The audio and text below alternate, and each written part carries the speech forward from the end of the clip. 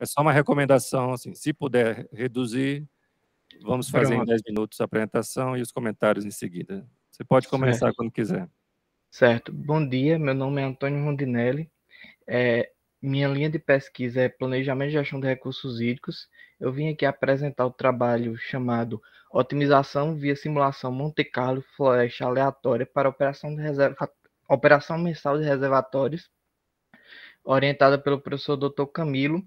A gente é do Prof. Água UFCG, certo? É notório saber a questão da seca que afeta no semiárido, certo? Causando principalmente colapso nos reservatórios. Por isso é importante tomar ações para mitigar esses problemas causados. Uma das principais ações é justamente operar os reservatórios com esses problemas. E uma metodologia que surge nisso é a otimização estocástica implícita, OEI, que utiliza modelos determinísticos otimizados para gerar regras de operação desses reservatórios por meio de regressão linear. E aqui, para uma metodologia de regressão linear que a gente utiliza junto com a OEI, é a floresta aleatória, conhecida também como Random Forest, que nada mais é que um conjunto de árvores de decisão, onde cada árvore tem um resultado e o resultado final é a média desses resultados.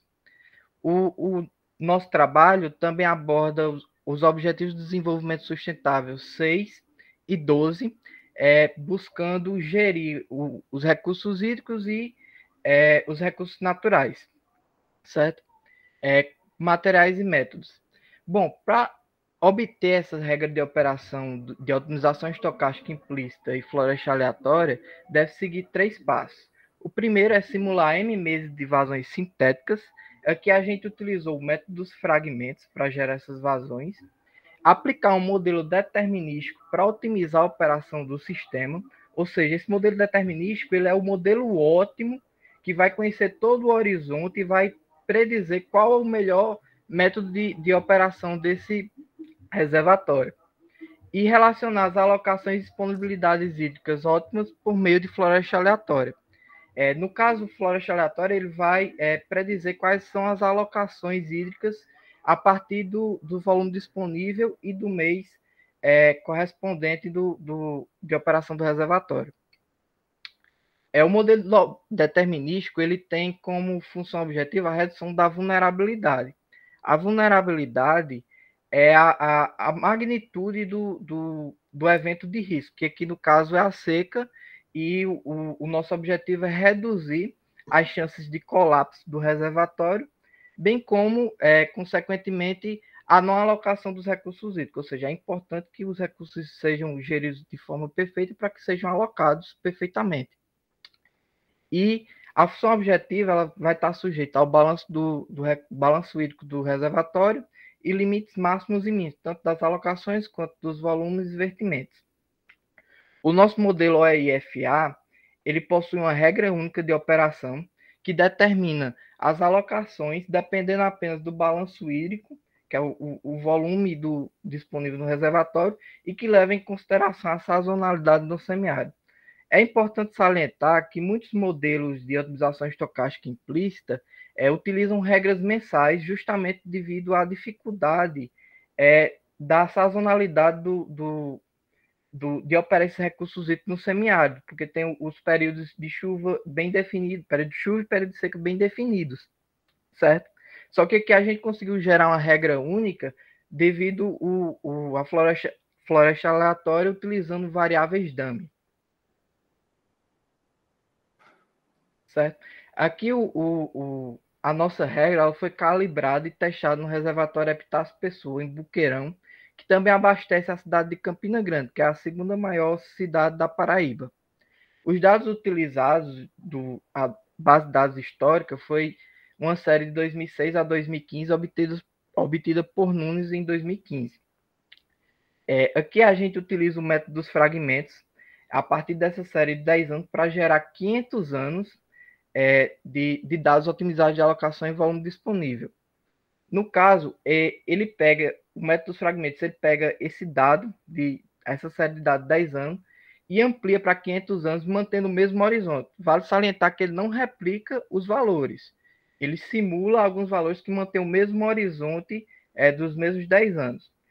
No caso aqui, a gente gera 504 anos de dados e descarta-se os 2 primeiros e 2 últimos para atender às condições de contorno. Já o modelo de floresta aleatória, ele varia a eficiência de acordo com alguns parâmetros. No nosso caso, a gente decidiu testar ele de 25 em 25 árvores, com pelo menos 2 folhas. E o melhor arranjo para os dados do reservatório Epitácio Pessoa foi o arranjo com 50 árvores de decisão e pelo menos 2 folhas. Aqui, o modelo EIFA ele foi analisado junto com o modelo determinístico e a política operação padrão, que é o modelo tradicional de operação, que ele visa basicamente atender à demanda. Ele não está preocupado se o reservatório pode colapsar ou não, ou seja, ele não busca o racionamento da água, da alocação do recurso hídrico. A validação do nosso modelo ocorreu com a geração de 100 novas simulações no método dos fragmentos de vazão, com série de 14 anos. E aí a gente corta os 2 primeiros anos e os 2 últimos, e a gente tem um resultando 10 anos para atendimento das condições de contorno. Ou seja, foram 100 novas simulações, cada uma possuindo 10 anos para validar o modelo. Nessa validação, a gente obteve que os valores médios de vulnerabilidade mensal para as séries foi de 5,7% para o modelo de política de operação padrão, 2,9% para o modelo determinístico e 3,9% para o modelo de otimização estocástica implícita e floresta aleatória. Ou seja, o modelo de floresta aleatória ele obteve uma vulnerabilidade média mensal menor do que o modelo tradicional e um pouquinho próximo do modelo determinístico. Esse valor do modelo determinístico ele é o ótimo. No caso, para o nosso horizonte de dados, nenhum modelo pode ultrapassar ele, porque é o modelo mais adequado para operar esse reservatório nesse horizonte de dados. Certo? No caso aqui foi o valor médio, então varia de simulação para simulação. O modelo, o EIFA, comportou-se com cautela para diminuir os riscos de colapso, apresentando comportamentos semelhantes com outras pesquisas de autores que utilizam os modelos OEI, como Celeste et al. Em 2005. Aí aqui eu trago uma figura que mostra a simulação de número 80 da alocação. Por que a simulação de número 80? Porque ela apresentou uma vulnerabilidade bem parecida com os valores médios encontrados, certo? Então, ela condiz com a média encontrada nas simulações. Aqui na coluna vertical, a gente tem a alocação em hectômetros cúbicos, e aqui na coluna horizontal, na linha horizontal, a gente tem o tempo. Como foram 10 anos, cada ano tem 12 meses, então são 120 meses de dados. A linha preta aqui em cima, ela representa a demanda do reservatório, que varia entre próximo a 5 hectômetros cúbicos e 5,5, certo?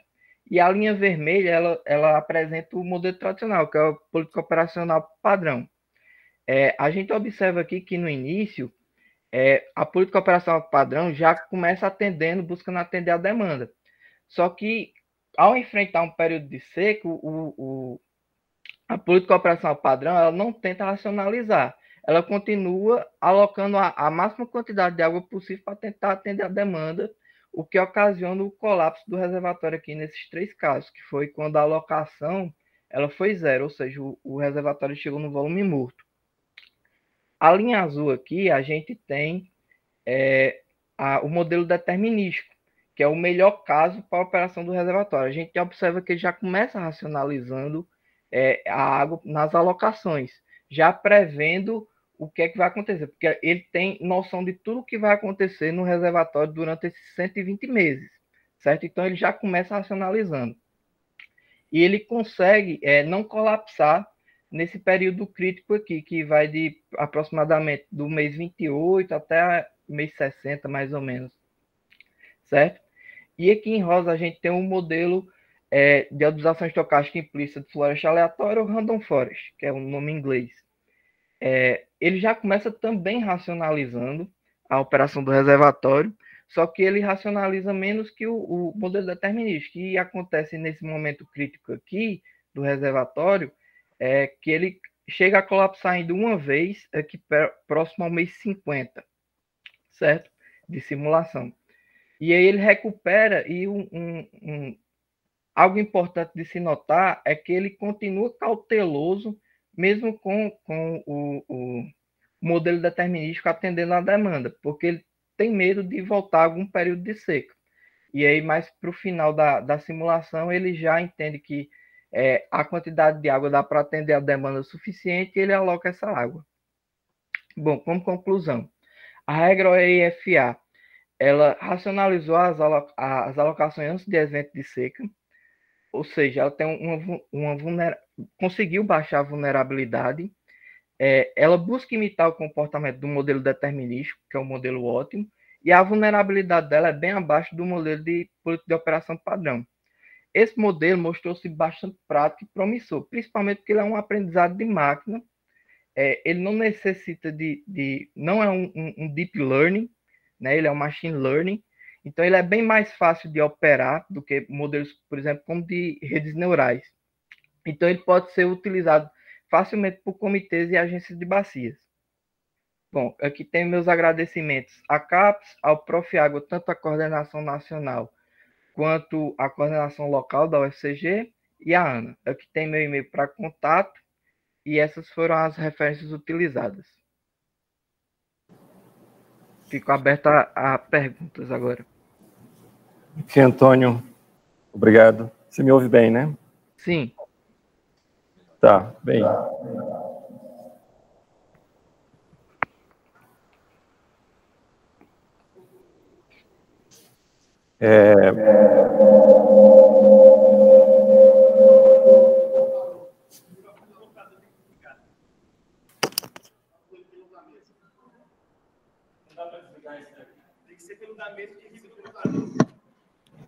Alô? Oi.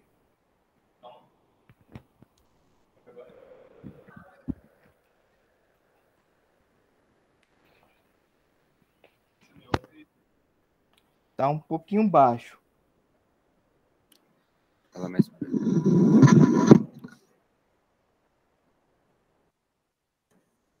Agora está melhor? Sim. Ok.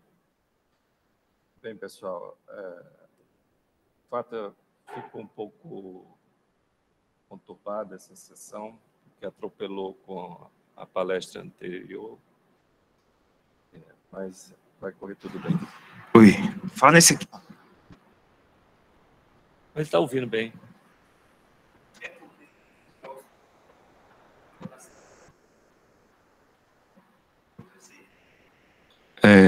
Bem, obrigado, Antônio, pela apresentação. Eu vou fazer aqui alguns comentários a partir do que você apresentou. Primeiro, pela relevância do tema. Acho que está bem alinhado com o que a gente tem verificado, né, nos últimos anos, em termos de ocorrência de eventos extremos, particularmente no Nordeste. Isso por um lado, né? Por outro lado, tem os reservatórios que cumprem um papel fundamental no semiárido para suprir o abastecimento da população. Ficaram algumas dúvidas que eu acho que a gente pode, aqui nessa conversa, tentar esclarecer. Primeiro, eu queria que tu falasse um pouco sobre o modelo determinístico, porque para você serve como referência, né? Como que esse modelo determinístico ele trabalha e por que ele é a referência? Porque assim, a gente introduz os dados que a gente tem nele e ele vai gerar vários modelos de linhas, que ele trabalha com curvas, né? E aí ele vai gerar a melhor alocação para aquela simulação, certo? Então ele vai ter o melhor caso para operar aquela situação ali, tendo conhecimento de todo o horizonte de dados. Que seria, por exemplo, como é que eu posso dizer?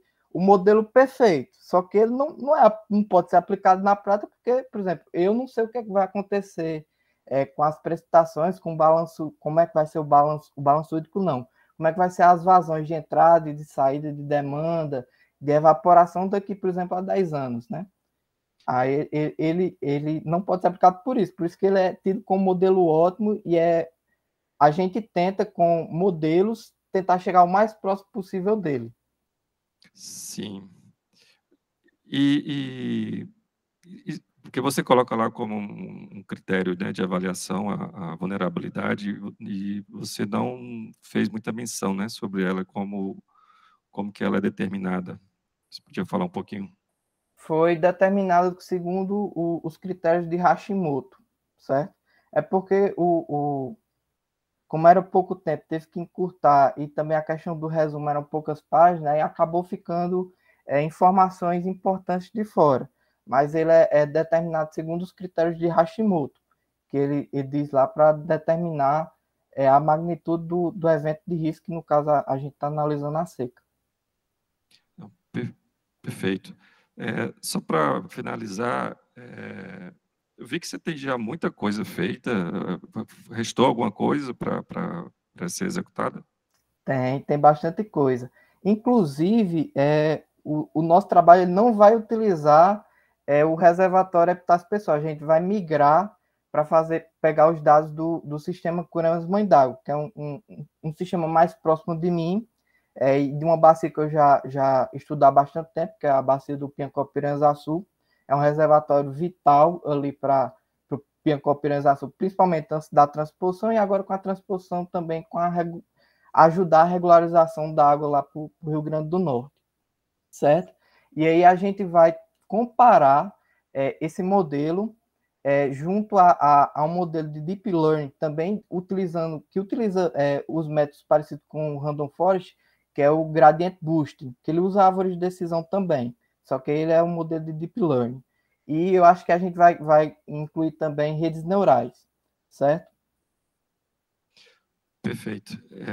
Bem, obrigado e parabéns pelo trabalho. Eu vou passar a palavra para o professor Eudes para fazer os comentários dele. Parabéns aí, Antônio. É interessante a gente ver esses trabalhos com modelagem, né, de hidrológica, reservatórios, a metodologia também atualizada. Eu vejo assim, a única coisa que eu fiquei em dúvida em relação a esses dados, né, que são só 10 anos, né, de dados que você usou para gerar a série sintética, né, todas as séries que você gerar. No caso, você chegou a procurar outros dados, ou você disse que vai fazer para outro reservatório também, né? Isso. Que é o sistema Kurama Mãe d'Água tem a gente já tem dados mais consistentes. O professor Camilo, que é meu orientador, ele também achou pequeno o tamanho da base de dados que a gente teve, mas era o que tinha ali no momento, certo? Para operar o Epitácio Pessoa. Só que o modelo que a gente utiliza para gerar as vazões sintéticas, que é o método dos fragmentos, ele favorece manter a natureza ali daqueles 10 anos. E é importante salientar que dentro daquele período lá dos 10 anos, pega os períodos de seca. Então, ele pega um período de chuvoso bom e pega o período de seca que assolou aqui a gente o semiárido. Certo. Eu sei que o espaço do resumo e da apresentação é curto. Faltou um pouquinho você descrever um pouquinho o local, a importância, a localização, né? Mas isso eu acredito que você vai fazer no seu trabalho, né? Isso, é porque assim, o foco principal aqui que a gente quis dar foi ao modelo, o modelo OIFA, que é o produto do Prof. Água, né? Da minha dissertação. Então, o modelo é o foco. Então, o Isso. produto vai ser o próprio modelo. Isso, é tanto que a gente vai aplicar ele em outro reservatório. Esses dados aqui, que eu utilizei do App das Pessoas, vão ser publicados num artigo, e aí a gente vai, para também validar mais ainda o modelo, a gente vai aplicar em outro reservatório agora para a dissertação. Muito bom. Acho que é isso. Parabéns. Obrigado. Obrigado pelas considerações. Ok, bem, podemos passar para o próximo, né? Aqui temos Tamires para fazer a sua apresentação. Tamires, bom dia, fique à vontade aí para iniciar. Vou colocar aqui a apresentação.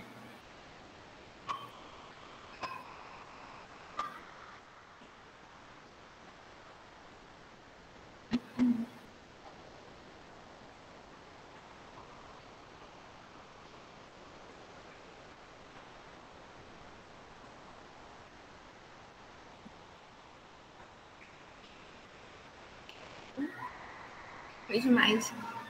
Todos já estão conseguindo ver a apresentação?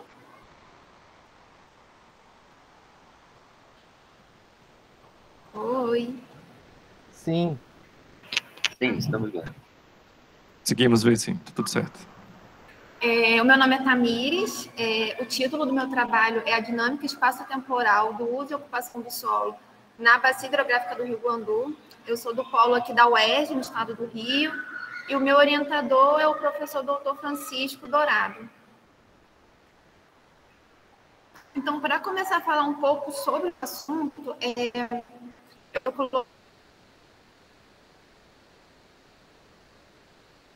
coloquei na introdução o crescimento da demanda hídrica no país, associado a fatores como o uso inadequado do solo e da água, podem resultar em escassez hídrica. A gente observa que a demanda hídrica está crescendo globalmente e em função de diversos fatores, né? A gente tem aí o crescimento populacional, mudanças no padrão de consumo. E alguns estudiosos já perceberam que essa demanda hídrica crescente, associada a um fator externo, como, por exemplo, o uso inadequado do solo, podem ocasionar episódios de escassez hídrica. E com isso, a Política Nacional de Recursos Hídricos, né, que é a 9.463, surge aí com algumas diretrizes e metas para poder preservar esse recurso universal que é a água. E um dos seus conselhos, digamos assim, é a articulação da gestão de recursos hídricos com o uso do solo. Hoje, a Bacia Hidrográfica do Rio Guandu está inserida na região hidrográfica 2, mas ela é uma das principais bacias responsáveis por abastecer a região hidrográfica 5, que é onde está inserida a região metropolitana do estado do Rio de Janeiro. E ela é responsável não somente pelo abastecimento, mas também em relação à energia elétrica. A gente tem dados aí de que ela é responsável por 25% pelo abastecimento de energia elétrica do estado. Além de outros fatores importantes também, a gente tem polos industriais nesse território.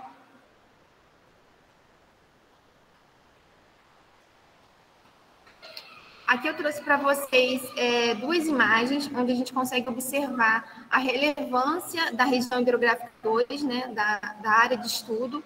A gente observa que do lado esquerdo, a Baía de Guanabara, que é onde está inserida a minha região, né, que é a região hidrográfica 2, a gente observa o sistema CARI, são sistemas de abastecimento, a gente observa o sistema Guandu, o sistema CARI, e do outro lado da Baía de Guanabara, o sistema Imunana, que é onde está inserida a região metropolitana do estado.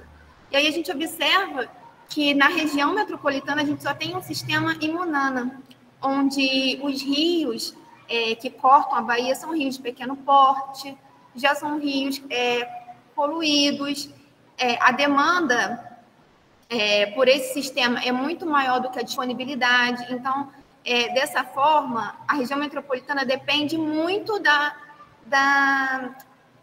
do sistema Guandu, da área ali onde está inserida a minha análise de estudo. E a gente observa também que ali no sistema Imunana eles não possuem um reservatório, já do outro lado eles possuem esse reservatório. Então, se por alguma aventura a gente não conseguisse o sistema Guandu não conseguisse abastecer essa região metropolitana do estado, viver nessa região teria que ser algo repensado. O próprio plano de abastecimento do estado do Rio de Janeiro, ele disse que não existe um plano B de abastecimento para o estado, né? Então, só existem esses sistemas que nós já conhecemos hoje e já utilizamos. Aí, nessa outra imagem, eu coloquei, só para a gente poder reforçar, né? A gente observa que dentro desses sistemas aqui, o sistema Guandu é o que mais contribui para o abastecimento do estado. Então, dessa forma, o meu trabalho está estruturado com o objetivo geral de analisar a dinâmica espaço-temporal do uso do solo e na cobertura vegetal da bacia, através de técnicas de sensoriamento remoto. E alguns objetivos específicos, o primeiro seria procurar tendências que justifiquem essas dinâmicas, o crescimento populacional, o crescimento industrial, a renda per capita. E um segundo objetivo seria gerar um atlas com a evolução temporal de uso do solo e cobertura vegetal. Em relação aos materiais e métodos, essa é a minha área de análise. Essa é a região hidrográfica 2. Ela é composta pela bacia do Guandu, Guandu-Mirim e da Guarda. Porém, como critério, eu vou falar sobre a bacia hidrográfica do Rio Guandu, que é essa área pintada de roxinha. Eu considerei essa área pintada de roxinha. Aqui é gerado um mapa em 3D da minha área. A gente observa que ela tem uma coisa muito interessante, que é essa variação de altitude. A gente tem variando aí entre serras e planícies, desembocando ali na Baía de Sepetiba, a Foz. O rio principal da bacia é o Rio Guandu, e ele possui alguns afluentes principais, que é o Rio dos Macacos, Santana, São Pedro, Queimados, e ela drena uma área de aproximadamente 1.385 km². Com relação aos materiais e métodos, eu dividi esse trabalho em 3 etapas. A primeira etapa foi a parte de revisão bibliográfica, onde eu tentei reunir o máximo que eu podia de informações sobre a bacia, de morfologia, pedologia, informações em documentos oficiais, trabalhos científicos já publicados na área. Na segunda etapa, eu defini como sendo a fase onde eu iria definir qual metodologia eu iria utilizar para poder fazer essa classificação de cobertura do solo. E a terceira etapa seria a etapa de processamento dos dados. Com relação à metodologia que eu acabei escolhendo, eu escolhi utilizar a plataforma do Google Engine, que é uma plataforma de análise geoespacial. E dentro dessa plataforma, eu escolhi utilizar um toolkit do Map Biomas, que é de uma iniciativa do Laboratório do Clima, criada aí por diversas universidades, ONGs e instituições. Então, o Map Biomas ele é um projeto que surgiu em 1985 com o objetivo de analisar anualmente a cobertura do solo. Então, por ter um objetivo bem parecido com o que eu estava buscando, eu optei por utilizar o toolkit do Map Biomas dentro da plataforma do Google Engine. Com relação à amostra temporal, como esses dados começaram a surgir em 1985, eu vou utilizar de 1985 até agora, totalizando aí aproximadamente 40 anos, em intervalos de 5 anos. Com relação aos resultados, os resultados que eu tenho são resultados ainda esperados. Eu já obtive todo o referencial bibliográfico, já obtive os resultados do Mapa Biomas e agora falta só fazer a parte de tratar esses dados, né? E os resultados obtidos irão fazer parte de um atlas contendo os mapas de uso e ocupação do solo, com uma temporalidade aproximada de 40 anos. E através desse produto será possível compreender a dinâmica no uso e ocupação do solo nesses últimos anos, auxiliando assim os órgãos competentes em suas tomadas de decisão. Então, para concluir, essa pesquisa ela reunirá importantes informações sobre as dinâmicas no uso e ocupação do solo, e será possível identificar áreas mais vulneráveis e que precisam de políticas públicas mais efetivas e urgentes. Sendo assim, esse trabalho vai ao encontro, né, dos objetivos sustentáveis. Ela está bem alinhada à ODS 6, que busca garantir o manejo sustentável de água e saneamento para todos até 2030. Gostaria de agradecer também a CAPES, ao mestrado, Profago. Essas foram algumas referências principais que eu utilizei durante a apresentação. E é isso, gente. Muito obrigada. Obrigado, Tamires, pela apresentação. Posso interromper? Pode, sem problema. Professor Eudicê, quer iniciar? Pode. Posso começar. Tamires, seu trabalho, então, ele envolve mais um mapeamento, né, das características ali da bacia que você colocou.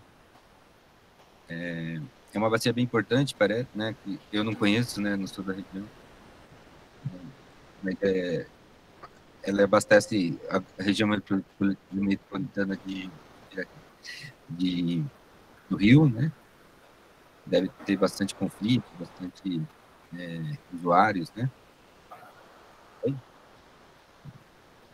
Tá ligado? Estão escutando? Não estou conseguindo ouvir muito bem.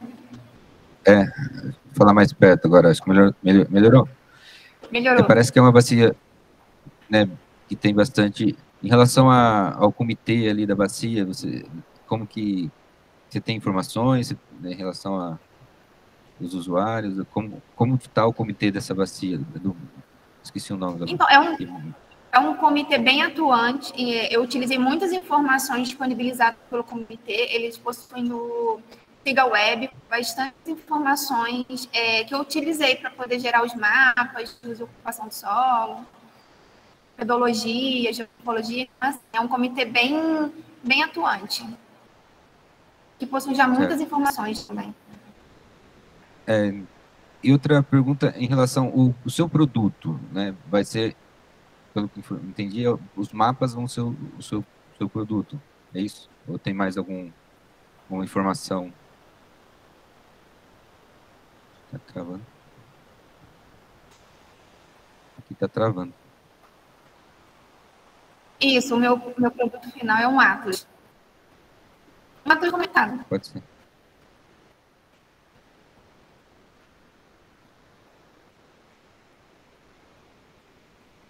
A gente não está escutando.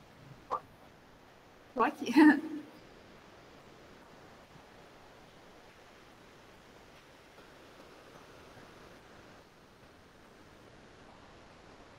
Não estamos escutando, Tamires, não sei se está nos escutando.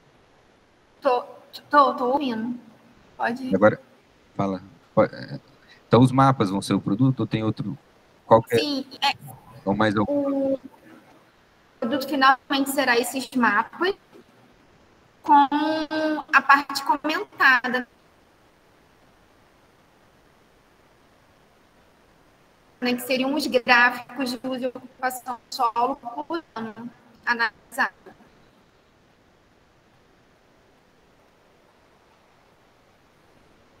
Sim, deu a entender, deu uma travada, mas eu entendi. Então, você vai analisar também os mapas como forma de produto. Sim. E a ferramenta que você vai utilizar, esse Biomapas é um banco de dados, é isso? Isso. No caso, a plataforma que eu vou utilizar é a plataforma do Google Engine. Eu optei por essa plataforma por ser uma plataforma... Entendi. Agora estou... Estão me ouvindo? Está travando um pouco, mas eu acho que eu entendi. Em relação ao cronograma, eu vi que você disse que começou a fazer, a gente já está há 1 ano e meio, né, praticamente, do mestrado. Então, Você é porque, a previsão. princípio, os dados, eu já consegui, já tenho os dados, só ainda não montei os gráficos, né? Então, eu coloquei essa parte aí na terceira etapa. Mas, realmente, eu me atrasei um pouco, porque, a princípio, eu ia utilizar algumas imagens, eu ia pegar uma amostra temporal maior, de 1960. E aí não tinha imagem de satélite, né? Só tem as fotografias que foram feitas pelo Exército. E aí eu obtive muito tempo, perdi muito tempo tentando conseguir essas fotografias aéreas e eu não consegui. E aí chegou no momento que eu precisava avançar e aí com isso eu acabei perdendo um pouco de tempo. Aí eu acabei conversando com o meu orientador e a gente fez algumas alterações. É importante, então, agilizar para dar tempo e organizar bem para isso. Mas, de qualquer forma, parabéns aí.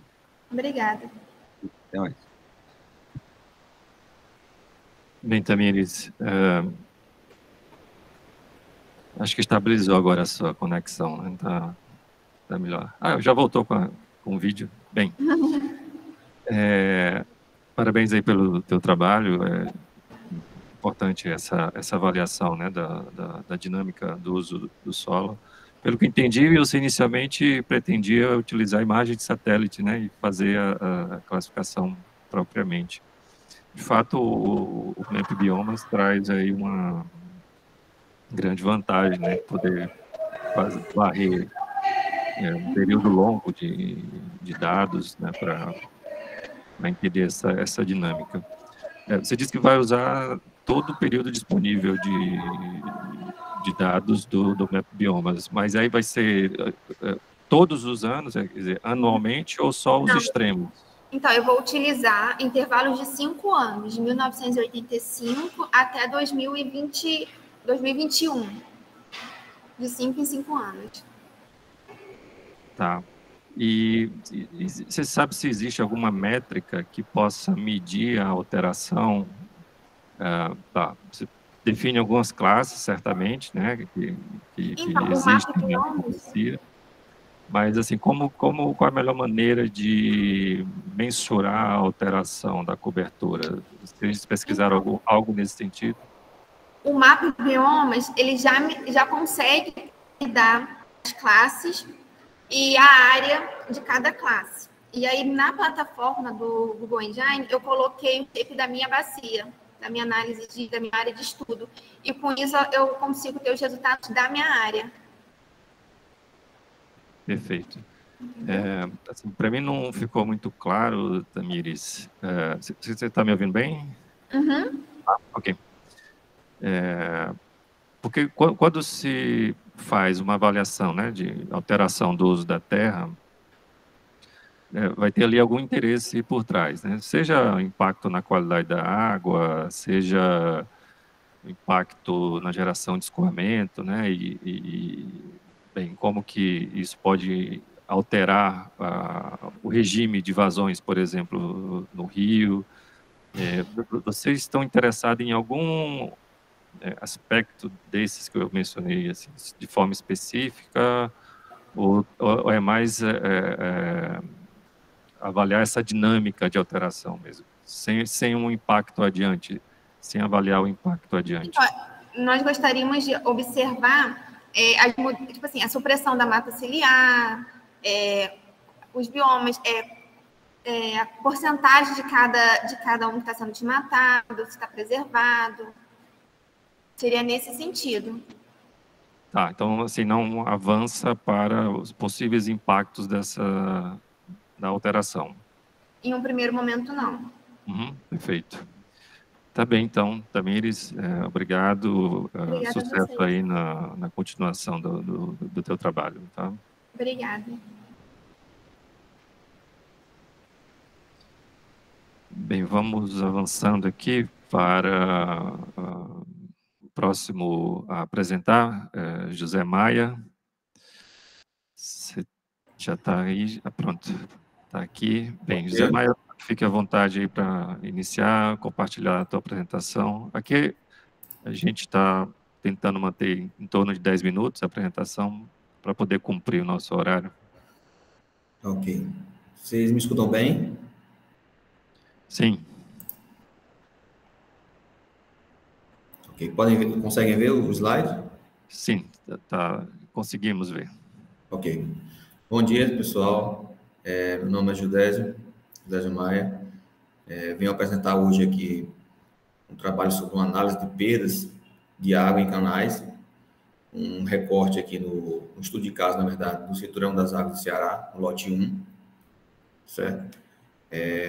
Sou aluno aqui da UFCG, Paraíba, e meu orientador é o professor Dr. Camilo Vieira de Farias, e vamos tentar aqui fazer um recorte dessa análise dentro desse projeto.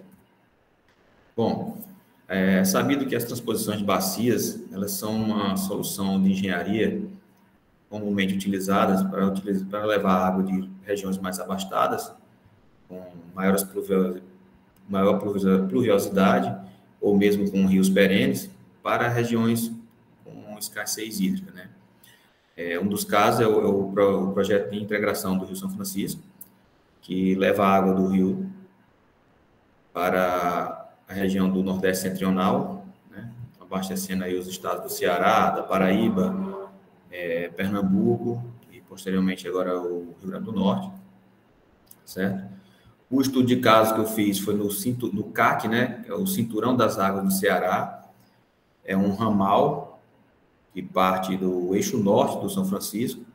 Vocês podem ver aí que essa linha azul mais escura é o eixo norte do Rio São Francisco, do projeto São Francisco.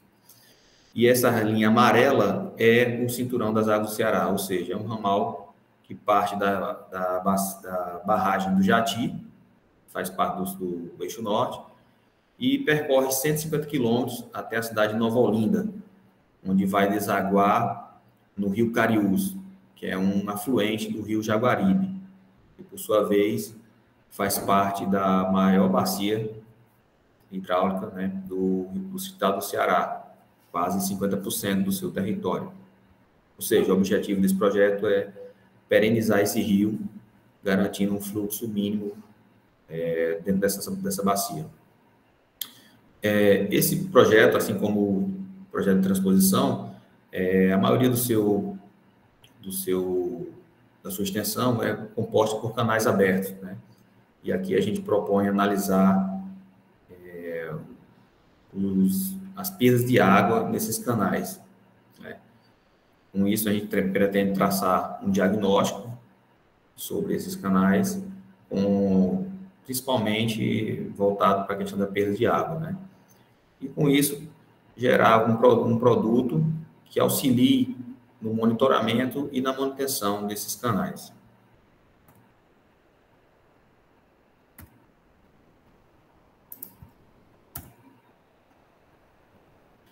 Materiais e métodos, são mais aqui para a questão de caracterização do Cinturão das Águas do Ceará, lote 1.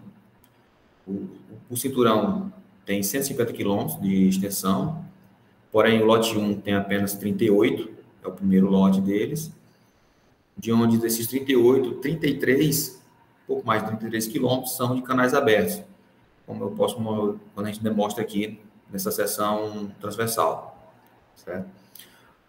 Nós fizemos uma coleta de dados meteorológicos para verificar a questão da evaporação, certo? Com base numa estação mais próxima, do Barbalha, no Ceará. Fizemos as coletas de dados geométricos em campo para cálculo de espelho d'água e de nível de água dos canais, né? Rapidamente, vocês podem verificar aqui nessa seção as medidas conhecidas do canal. Ele tem uns 5 metros de fundo, uma abertura superior de 17,90 e uma altura de 4,40, sendo que sua capacidade máxima, ele trabalha aí com um NA de 3,60. Ao centro, vocês podem ver aí o dreno profundo, que na verdade é um dreno longitudinal, que serve como um dispositivo de segurança, né, e monitoramento, né?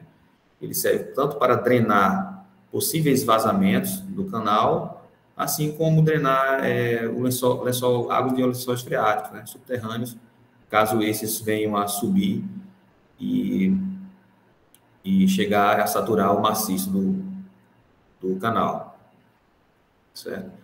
Na lateral direita, vocês podem ver aí a saída do dreno, ou seja, por onde se houver vazamentos ou drenagem subterrânea, essa água vai sair, evitando a saturação do maciço do canal, assim como também a supressão, né, que levaria a colapso do revestimento do canal. Esse canal é um canal trapezoidal, simétrico, impermeabilizado com geomembrana, PVC ou PID, e revestido com concreto não estrutural, com espessura aí de 8 centímetros. Nas coletas de campo, a gente pode ver aí nas figuras 3 e 4, a 3 a questão da medição do talude livre, né, ou borda livre, né, e são dados geométricos que a gente consegue calcular por geometria plana, a largura do espelho e a profundidade do canal. À direita, você vê o teste de vazão, o rapaz aí está coletando água de uma saída de dreno, certo? Esse recipiente ele foi aferido em laboratório para poder ter o volume correto e coletando o tempo, né, de enchimento desse recipiente, a gente tem a vazão desse dreno, ou seja, quanto está vazando dentro da área de abrangência desse dreno. Os resultados, a gente tem um diagnóstico preliminar, quantitativo até o momento, de perdas por evaporação, chegando a uma taxa aí de quase 400 litros por metro quadrado, né? Um volume aí de 139 mil metros cúbicos. No recorte que eu fiz, foi 3 meses, né? Que daria aí uma média de 46 mil metros cúbicos por mês. Para nível de referência do que é esse volume, nós resolvemos, principalmente aqui para a apresentação, comparar com o abastecimento de cisternas, né? Então, esse volume daria para abastecer aí 34.700 cisternas do programa 1 milhão de cisternas, né? Ou seja, poderia abastecer mais de 34 mil famílias de até 6 pessoas por 8 meses. Lógico, esse volume para um ano, né? Seguindo essa média, um volume de um ano seria suficiente para abastecer esse número de cisternas. Aí você vê uma seção do canal, né, uma foto, onde mostra que realmente é muito exposto ao sol, né, em que a operação influi muito nisso, por conta que a evaporação você não pode barrar, mas você pode trabalhar a questão da operação reduzindo o espelho d'água, ou seja, fazendo com que a seção seja preenchida só o nível máximo necessário para garantir a vazão. Um ponto importante desse canal é que ele foi projetado para trabalhar com a vazão máxima de 30 metros cúbicos por segundo, certo? Porém, no momento, ele só pode trabalhar com um terço dessa vazão, 10 metros cúbicos por segundo, por conta que os sifões que interligam esses canais, eles só têm uma linha por enquanto. Também temos diagnóstico de perdas por vazamentos, né, onde foram calculados conforme as coletas de vazão em cada um dos drenos, né. Na tabela que você vê aqui a composição desse trecho, né, ou seja, o lote 1 possui esses 10 canais aí, vocês podem ver com as devidas extensões de cada um.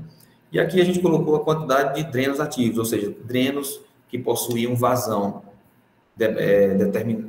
demonstrando vazamento naquele trecho, né? A quantidade de drenos em cada canal, o nível de água de operação, que estava médio também, que estava sendo realizado no recorte de 3 meses, e o volume de perda de água por cada canal, certo? Perfazendo aí um volume de 233 mil metros cúbicos nesse recorte de 3 meses, certo? É importante ver também a questão desse volume nessa extensão aí de 33,6 quilômetros. Ainda comparativamente, as perdas do vazamento gerou um volume médio aí de 77 mil metros cúbicos mês, né? onde com essa vazão de perda aí, em um ano, a gente poderia abastecer mais de 58 mil famílias pelo programa de programa 1 milhão de cisternas. Né? Programa muito importante para abastecimento de famílias nas regiões semiárido e de grave escassez hídrica. A conclusão, até então, quantitativa, o volume de perdas total aí, e por ano aí a gente teria condição de abastecer quase 100 mil famílias, né? O que é por conta dessas perdas. Outro ponto que foi verificado são as falhas na impermeabilização, né? Por onde percolaram essas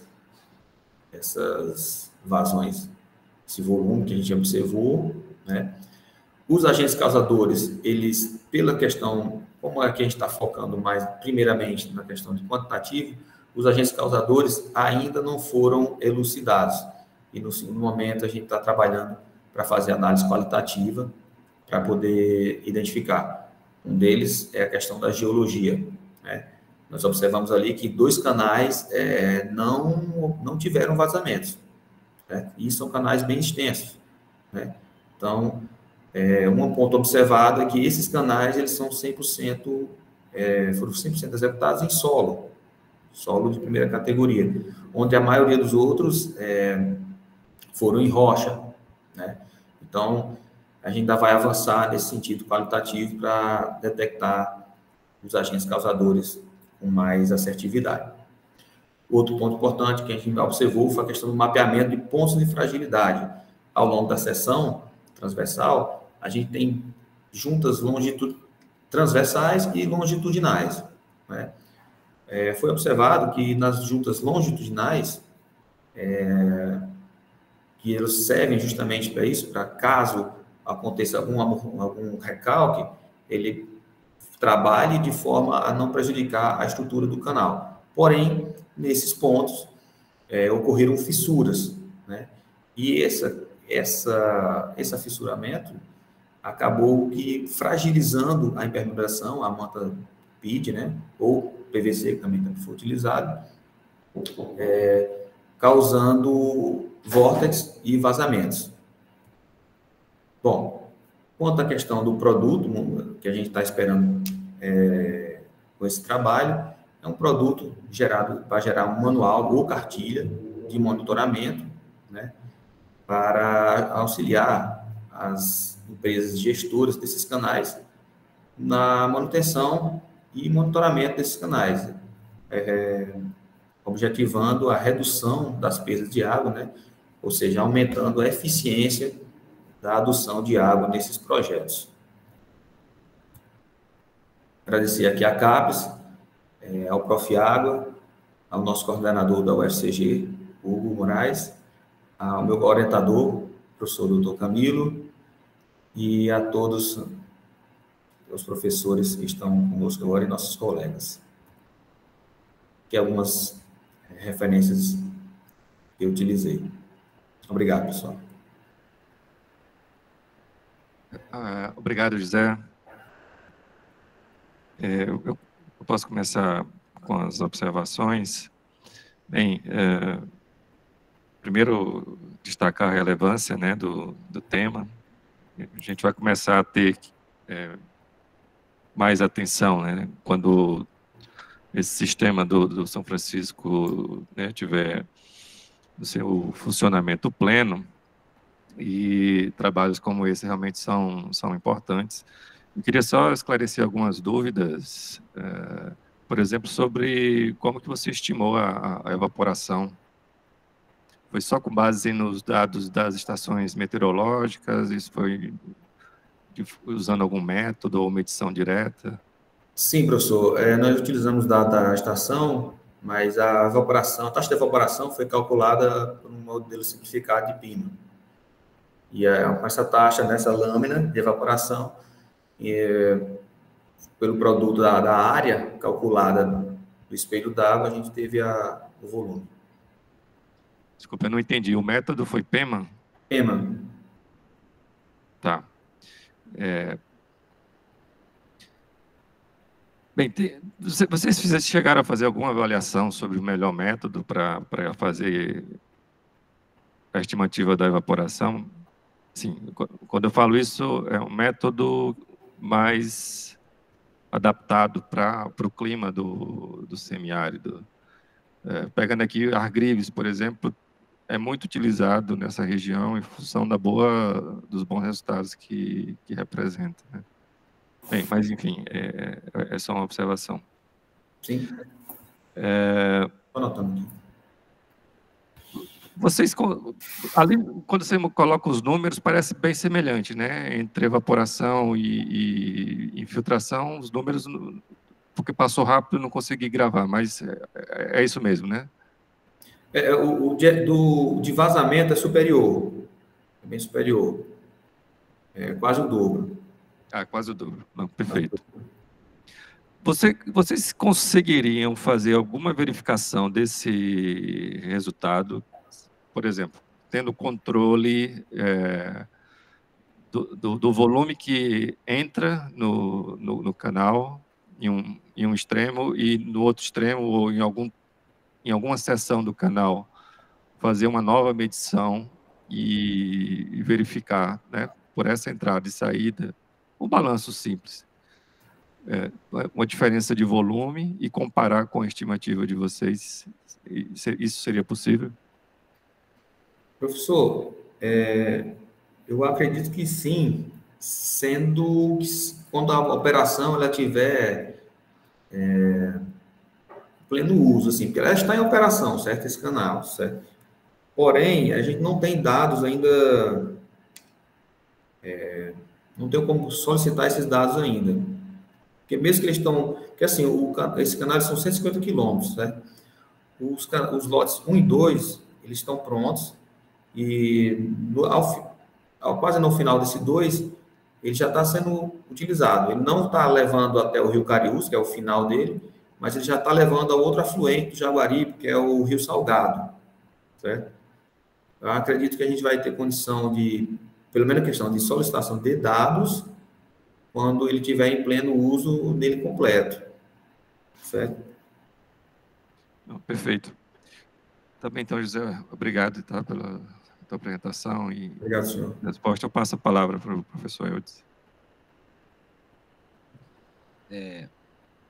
Bom dia. Eu também concordo com o professor Alfredo sobre a importância desse trabalho, né, de poder quantificar as perdas.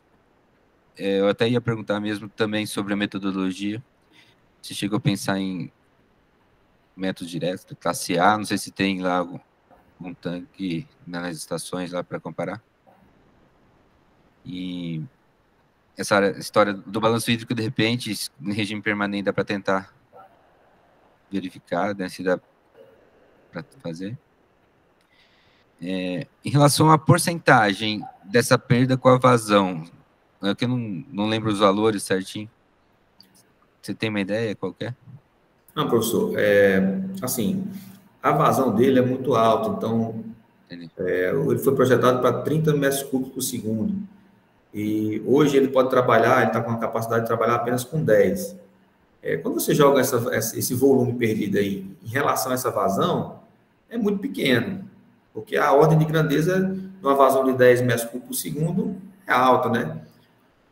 Sobretudo para essa apresentação, nós colocamos aqui uma comparação com cisternas de abastecimento para dar valorização ao quanto de água, a água em si, né, pelo seu valor intrínseco, e o quanto o impacto pode ser na questão do abastecimento humano, né?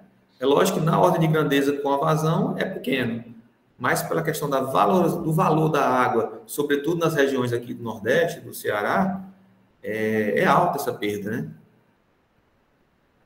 Entendi. Não, concordo.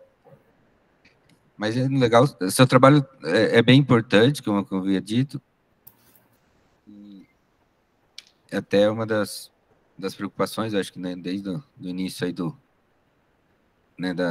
dos projetos aí na área da transposição. Mas é importante saber que, né, e uma coisa que em relação aos aspectos construtivos, né? Você disse que tem a membrana, mesmo assim tem o vazamento, né? Então, provavelmente algum problema desse processo, porque os canais são novos, né? É isso? Sim, sim. Sim, professor. Assim, ele é um canal escavado ou em aterro, né? Corte aterro compensado. Ele é revertido com a membrana de PVC ou PID, certo? E existe uma proteção mecânica sobre essa membrana em concreto não estrutural, com juntas longitudinais e transversais, para permitir que esses materiais trabalhem dilatem em volta sem causar danos à estrutura. Porém, foi observado esses vazamentos. E ao longo do canal foi visitadas fissuras e tudo, e na sequência desse trabalho identificar esses agentes causadores para poder mitigar os problemas. Vem uma pergunta, uma dúvida agora. Você disse que esse dreno também acaba drenando o lençol freático, né? Não tem perigo de ser o lençol freático ali também, a medição, né? Não, professor, não. Porque, assim, essa observação ela foi utilizada antes do canal tomar carga, né? Ser enchido, né? Ter vazão. E depois, quando ele estava com carga, né? Mas não chega, né? Raramente chega o lençol ali, né? Deve ser um... porque assim, esse canal ele é mais em costas de morros, né? Sim. Ele é um canal de 150 quilômetros, 100% por gravidade, né? Então, ele não tem nenhum bombeamento, nenhum recalque.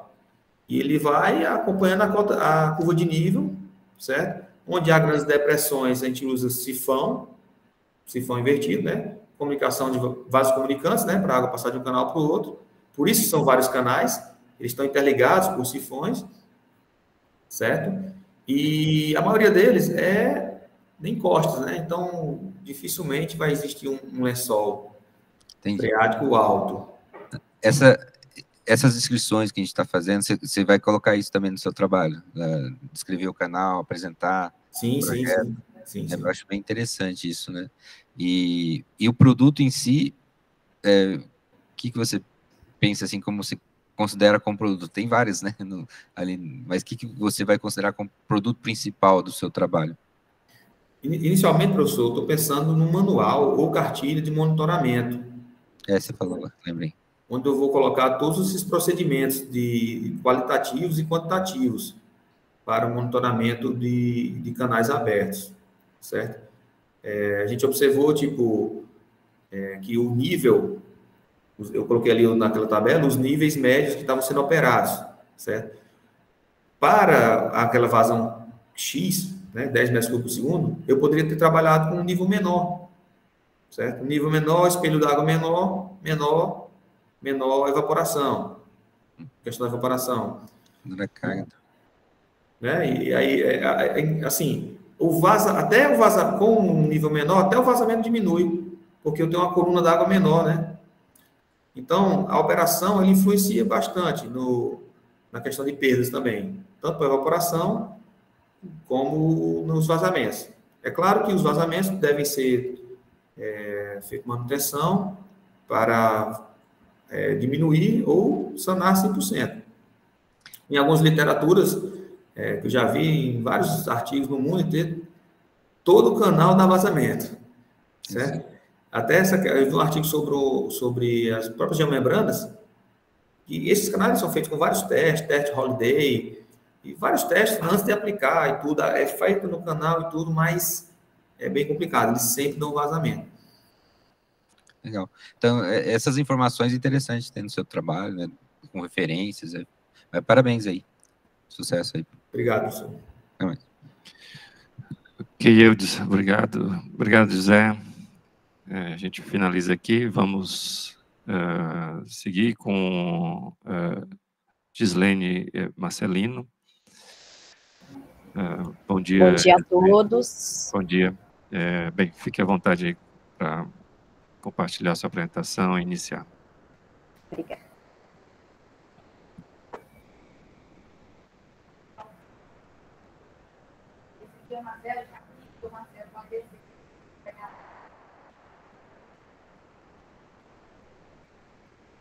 Bom dia. Meu nome é Gislene. O trabalho apresentado, intitulado como Identificação Preliminar de Áreas de Recarga Hídrica em uma microbacia hidrográfica do Rio Piracicaba, Minas Gerais. Os professores orientadores, né, professora doutora Eliane Maria Vieira e professor doutor José Augusto Costa Gonçalves. E a linha de pesquisa está inserida nas metodologias para a implementação dos instrumentos de gestão de recursos hídricos. Bom, a pesquisa ela está alinhada, né, junto com a Política Nacional de Recursos Hídricos, dentro, né, da linha de pesquisa de instrumentos da Política Nacional de Recursos Hídricos, e dentro dessa premissa, objetivou-se identificar as áreas de recarga hídrica. Por que eu escolhi esse tema? A área de estudo, ela está passando por uma expansão urbana e apresenta grande disponibilidade hídrica. Existem várias nascentes, né, subterrâneas, além disso também apresenta vazão significativa, né, de disponibilidade hídrica superficial. E dentro, né, dos Objetivos de Desenvolvimento Sustentável, a pesquisa está alinhada ao ODS 06, né, a água e saneamento, que tem como uma de suas metas proteger e restaurar ecossistemas relacionados com a água, incluindo montanhas, florestas, zonas úmidas, rios, aquíferos e lagos, reduzir os impactos da ação humana. Então, o principal objetivo aí que a pesquisa vai contribuir, né, com o ODS 06 seria a questão da proteção e restauração dos aquíferos. Aí, contextualizando a área de estudo, né, trata-se de uma microbacia hidrográfica que, em sua totalidade, refere-se ao município de João Monlevade, inserido no estado de Minas Gerais, dentro da microbacia hidrográfica do Rio Piracicaba, e essa, por sua vez, está inserida na bacia do Rio Doce. João Monlevade é um município de aproximadamente 80 mil habitantes, e, como eu já havia falado anteriormente, apresenta 32 nascentes catalogadas, e também está passando por um processo rápido de expansão urbana. Então, a preocupação de estudos que contemplem aí a identificação dessas áreas de recarga hídrica apresenta grande relevância para a gestão de recursos hídricos em âmbito municipal. As áreas potenciais para recarga hídrica, elas foram definidas, né, a partir do cruzamento de classes, né, que seriam os fatores temáticos. O que seriam esses fatores temáticos? Né? São temas que a gente poderia verificar a sua contribuição para a recarga hídrica.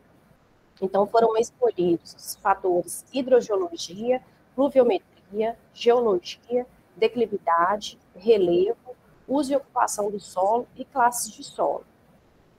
E, para poder confeccionar esses fatores temáticos, foram utilizadas bases de oficiais, como o IBGE, o IDES-SEMA, o MEP-Biomas, CPRM, e as bases foram tratadas, né, e recortadas para a área de estudo. E o peso de cada fator temático e subclasses foram determinados utilizando o método de processo analítico hierárquico, que foi proposto por Thomas Saat no ano de 1977. É um método muito utilizado por pesquisadores, tanto para identificar vulnerabilidades ambientais, quanto áreas de recarga hídrica também.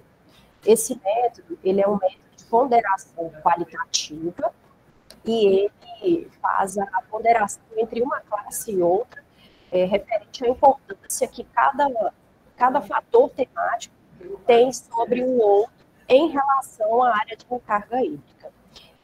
Essa ponderação ela é feita par a par, né? Então, foi feita a comparação entre hidrologia e os demais fatores temáticos, até chegar na totalidade, né? Na porcentagem que cada peso, cada fator contribui ou não para a recarga hídrica. E os resultados parciais, né? Os fatores temáticos, com seus pesos, né, apresentaram aí o critério hidrogeologia, resultou num percentual de 29,4% de importância, seguido por biometria, com 21,5%, geologia, 17,4%, declividade, 12,1%, relevo, 8,5%, uso e ocupação do solo, 5,7%, e classes de solo, 5,3%. Esse método, né, essa metodologia que foi utilizada, ela foi adotada por Goipel em 2018. E a partir daí, a gente pode caracterizar um método como subjetivo. Por quê? Porque ela depende do analista, né? Pessoa, por exemplo, que tem grande experiência em hidrogeologia ou geologia, vão estabelecer critérios, pesos diferentes para cada um dos fatores. Então, esse é um resultado subjetivo e que pode apresentar mudanças ao longo da pesquisa. Então, aí a matriz, né, de comparação entre os fatores, como eu havia falado, né, foi feita a comparação de um fator sobre o outro, par a par, e que resultou naquele percentual que foi apresentado. A partir daí, a gente vai fazer também a ponderação das subclasses. Então, dentro do fator temático hidrogeologia, geologia, pluviometria e demais, a gente também vai fazer a comparação entre as subclasses dentro dos fatores. Por exemplo, geologia. Se a gente tiver as 3 subclasses, a gente também vai atribuir os pesos em cada uma delas. E, posteriormente, a gente vai plotar um mapa com a identificação das prováveis áreas de recarga hídrica. Concluindo, esse mapeamento de áreas de recarga hídrica, ele apresenta grande importância para a gestão de recursos hídricos, principalmente em âmbito municipal, porque ele vai gerar uma ferramenta, né, de conscientização e também uma alerta, né, para os gestores públicos, né, em âmbito municipal, pois até o momento não existem pesquisas, não existem trabalhos, não existem ferramentas que apresentam esse mapeamento de áreas de recarga hídrica dentro do município. Então, essa pesquisa, ela vai entregar ao poder público um produto que vai gerar aí uma ferramenta de gestão de recursos hídricos mesmo. E apresenta grande importância para a manutenção da vida no ecossistema dentro do Objetivo de Desenvolvimento Sustentável 06, água e saneamento. Eu gostaria de agradecer aqui a CAPES, ao próprio Água, né, o mestrado em rede nacional, a minha instituição, que é a Universidade Federal de Itajubá, campus de Itabira. Quero agradecer aos professores, né, aos meus colegas de turma, pela contribuição, né, e pelo apoio técnico-científico para essa pesquisa. Aqui está o meu contato de e-mail e eu agradeço aí a atenção de todos. Ok, obrigado, Gislaine. Eu disse, poderia começar dessa vez? Parabéns aí, Gislaine. Achei uma metodologia que eu não conheço, mas fiquei curioso agora. Vou pesquisar sobre esse método, então, para indicar, então, regiões de recarga, né? De potencialidade de recarga, mais ou menos isso, né? Isso mesmo. E na região ali é um aquífero, ali em toda a bacia, né? É uma formação geológica, eu não sei, não conheço. Cristalino. Tá? Cristalino. Tá. E, assim, e a região utiliza... então, você vai identificar a área de recarga desse aquífero. Assim, a ideia é uma identificação preliminar, com base nessas características, né, de declividade, tipo de formação. Existe já algum modelo específico? Esse método ele já tem algum modelo que determina essas condições de influência, né? Fatores de influência, é isso? Tem. Inclusive, esse Goipel que eu utilizei aí na apresentação, ele realizou uma pesquisa com o mesmo tema. E existem outros pesquisadores que utilizaram o mesmo método, né, o HP, que é a análise multicritério, para identificar áreas vulneráveis também. que apresentam vulnerabilidades ambientais. Tá. Existe, então, uma calibração, assim, para esses dados, para essa relação? Existem. A gente determina os fatores temáticos, aí dentro dos fatores temáticos, a gente define as subclasses, e aí a gente atribui os pesos que essas classes apresentam para a contribuição da recarga hídrica. Por exemplo, a pluviometria. Uma região que apresenta grande índice de pluviosidade, ela vai contribuir mais do que uma região que chove menos, por exemplo, para a recarga hídrica, por exemplo. Tá. E esse modelo já traz... ele foi desenvolvido em alguma localidade específica, ou ele pode ser extrapolado, né? Às vezes esses modelos têm essa preocupação. Aí vai depender dos fatores, né? Porque os fatores nada mais é que a característica do local. Então, vai depender do local que você vai estar querendo, a área de estudo, né? De interesse, e vai depender dos fatores que você vai querer que contribua para o método, que vai ser utilizado no método. Eu posso trabalhar até com 9 variáveis. Sim. Aí você vai espacializar com essas informações, fazer mapas. Isso. Eu vou gerar vários mapas, depois eu vou fazer a interpolação, né? Vou mesclar esses mapas, e o produto final vai ser o mapeamento das áreas de recarga hídrica, a partir do peso, né, de contribuição de cada um dos fatores.